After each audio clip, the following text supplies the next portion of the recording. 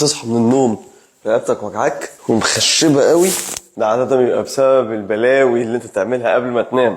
يعني مثلا لو قاعد في الوضع ده والدنيا كلها جايه من الرقبه كده وتاني المخده عشان تقرا حاجه، هتقعد مثلا على الموبايل بتاعك في الوضع ده، الاحسن تعمل ايه؟ الاحسن ان انا اجيب مخده كبيره زي كده ومخده رفيعه اسند عليها دماغي بحيث كل عمودي الفقري يبقى متساوي. والقعده اللي انا بقعدها على اللابتوب دي كده اهو وانا ظهري متزحزح لقدام، خليني تاني رقبتي كده جامد، احط مخده وارجع مؤخرة لورا وافرد ظهري على المخده دي كويس. قعدت كده اهو كده عمودي الفقري بقى مفرود تاني ورقبتي مظبوطه.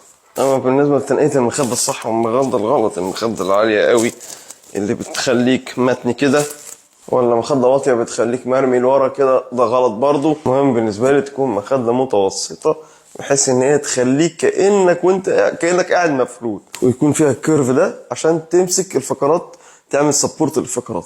طبعا بالنسبه للي بيناموا على جنبهم المخده العاليه قوي اللي تانية الكيرف جامد كده، ده غلط طبعا. ولا برضو تكون واطيه بزياده تكون راسك واقع كده، ده غلط جدا. حاجه كده تكون في النص، تكون بالظبط بسمك كتفك بحيث ان انت لا راسك تكون واقع قوي ولا راسك تكون مرفوع قوي، تكون راسك في النص كده مع عمودك الفقري. خلي بالك من اوضاعك قبل ما تنام، وخلي بالك من اوضاعك وانت قاعد، خلي بالك من اوضاعك وانت نايم. ان شاء الله وجع الرقبه الصداع وكلبشه الرقبه اللي تصحى بيها دي هتبقى احسن بكتير وفي اقل من اسبوع. الله اعلم.